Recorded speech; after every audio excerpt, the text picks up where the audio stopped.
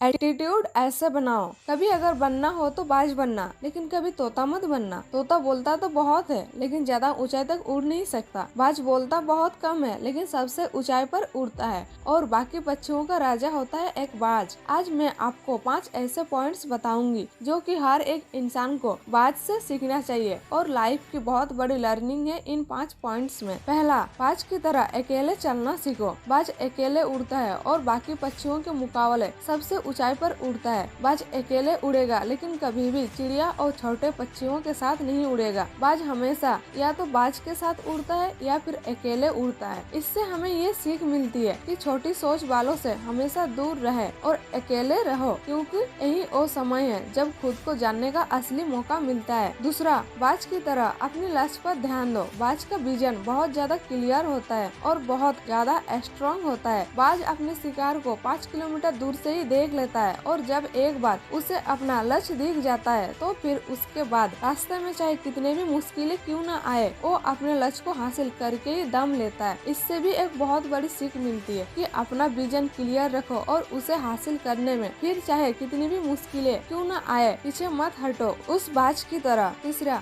बाज कभी भी मरे हुए जानवरों को नहीं खाता, वो हमेशा जिंदा शिकार करता है और इससे हमें ये सीख मिलती है कि ये जो हमारा पास्ट है वो मर चुका है, तो अपने उस मरे हुए थॉट्स पर ध्यान मत दो और अपने आने वाली ताजी फ्रेश जिंदगी में ध्यान लगाओ। अपने पास्ट की पुरानी यादें जो तुम्हें तंग करती है उन्हें वहीं रहने दो जहां उसकी जगह है और तुम्हारे पास्ट की जगह है। अपने में वर्तमान में जगह मत दो, क्योंकि अगर एक बार तुम्हारा पास्ट तुम्हारे प्रेजेंट में आ गया तो तुम्हारा पास्ट तुम्हें कभी तुम्हारे प्रेजेंट में नहीं रहने देगा। पास्ट में तुम्हारे साथ कितना भी बुरा क्यों न हुआ हो, सब यादें और थॉट्स मर चुके हैं और उस बाज की तरह बनो जो कभी भी मरी हुई चीजों को नहीं खाता। चौथा, मुश्किल समय में डरो मत। जब आंधी तूफान आती है तो बाज बहुत ज्यादा एक्साइटेड हो जाता है। जब बारिश होती है तो सारे पक्षी छिपकर बैठ जाते हैं, लेकिन बाज को बहुत ज्यादा मजा आता है। जब तेज हवाएं चलती है तो बाज उन हवाओं के सहारे और तेजी से ऊपर की ओर उठता है और ऊपर उड़ते उड़ते इतना ऊपर उड़ जाता है कि बादलों से भी ऊपर पहुंच जाता है। और इससे भी एक बहुत बड़ी सीख मिलती है कि मुसीबत में भी मजा ढूंढो। और नेपोलियन हिल ने एक बार कहा था कि हर बड़ी चुनौती अपने साथ में एक बहुत बड़ा अवसर लेकर आती है, तो उस बाज की तरह तुम भी अपने अवसर को पहचानो और जिस दिन उन अवसरों को पहचान लिया फिर सारी मुश्किलें तुम्हारे नीचे होगी और तुम उन मुश्किलों के ऊपर होंगे। पांचवा, कंफर्ट जोन से बाहर निकले। बाज अपने घोंसले से सॉफ्ट घास को हमेशा निकाल देता है ताकि बाज का जो बच्चा होता है वो उसमें कंफर्टेबल ना हो सके, क्योंकि अगर वो घोंसले में कंफर्टेबल हो गया तो